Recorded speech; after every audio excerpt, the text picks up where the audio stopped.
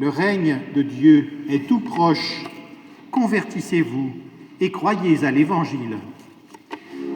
Alléluia, Alléluia, Alléluia, Alléluia, Alléluia, Alléluia,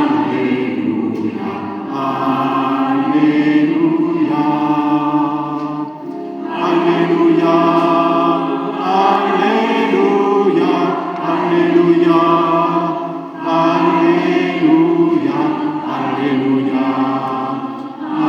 Alléluia, Alléluia.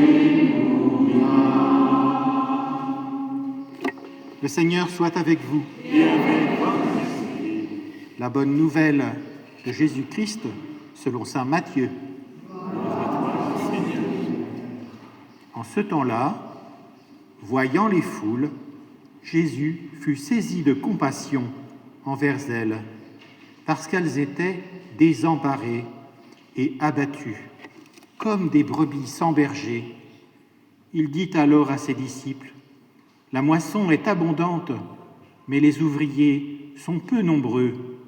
Priez donc le maître de la moisson d'envoyer des ouvriers pour sa moisson. » Alors Jésus appela ses 12 disciples et leur donna le pouvoir d'expulser les esprits impurs et de guérir toute maladie et toute infirmité. Voici les noms des 12 apôtres. Le premier, Simon, nommé Pierre, André, son frère, Jacques, fils de Zébédée, et Jean, son frère, Philippe et Barthélemy, Thomas et Matthieu, le publicain, Jacques, fils d'Alphée, et Thaddée, Simon le Zélote, et Judas l'Iscariote, celui-là même qui le livra. Ces 12, Jésus les envoya en mission avec les instructions suivantes. Ne prenez pas le chemin qui mène vers les nations païennes et n'entrez dans aucune ville des Samaritains. Allez plutôt vers les brebis perdues de la maison d'Israël. Sur votre route, proclamez que le royaume des cieux est tout proche. Guérissez les malades, ressuscitez les morts, purifiez les lépreux, expulsez les démons. Vous avez reçu gratuitement, donnez gratuitement. Acclamons la parole de Dieu. Louange à toi, Seigneur Jésus.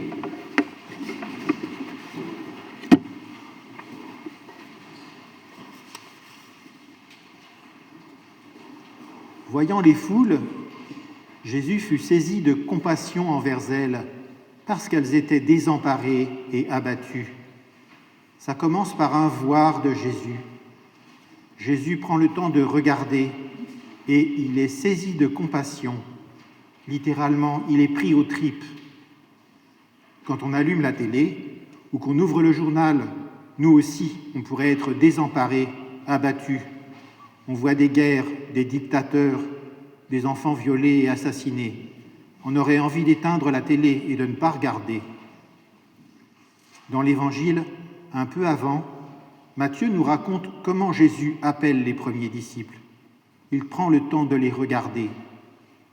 Simon-Pierre et son frère André qui pêchent, Jacques et Jean qui réparent leurs filets, Matthieu à son bureau des taxes.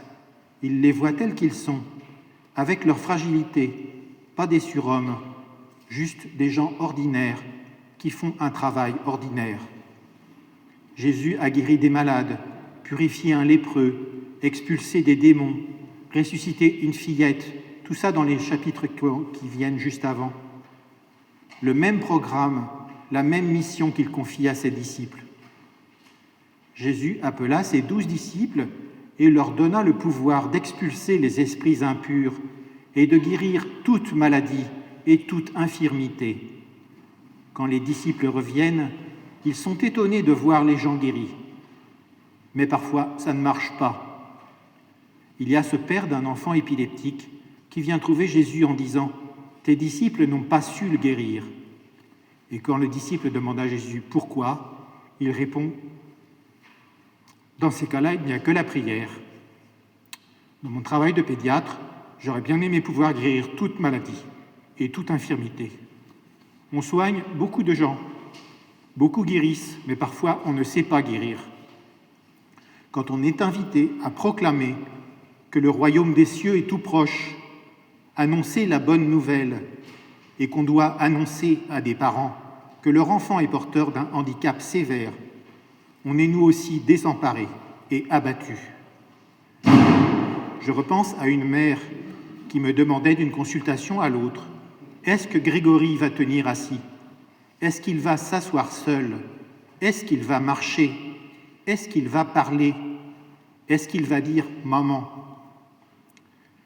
Le royaume des cieux, il s'approche avec chaque petit progrès que fait l'enfant, chaque petite chose qu'il aime faire. Par exemple, quand on chante avec lui, quand on fait les marionnettes, le petit moulin, on se réjouit quand il éclate de rire. C'est une invitation pour nous, chaque soir, à offrir dans la prière chaque joie, chaque chose positive que l'on a rencontrée au cours de la journée passée. Priez donc le maître de la moisson d'envoyer des ouvriers pour sa moisson. Ça, c'est facile. On est toujours en train de prier pour que Dieu nous envoie des prêtres. Mais en fait, il nous envoie nous. Il aurait pu trouver mieux. Alors nous n'étions encore capables de rien, nous dit saint Paul. C'est comme quand on fait un grand puzzle. On essaye d'abord de trouver les coins, les bords.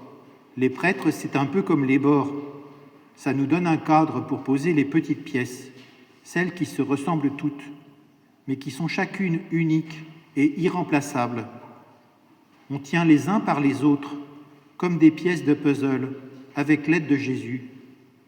Chacun de nous est appelé par Jésus au début de chaque messe, quand on entend les cloches. Alors il disait tout à l'heure, le petit garçon, je ne sais pas son prénom, comment on sonne les cloches? Mais ici, on ne les sonne pas, il y a une cloche décorative. On peut la sonner quand même?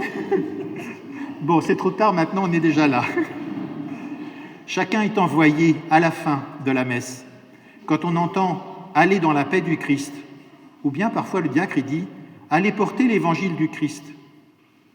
Chacun dans sa vie ordinaire est invité à prendre soin des gens qu'on va croiser au fil de la semaine. Comme une mère, Jésus nous dit « Je te fais confiance, tu vas y arriver ».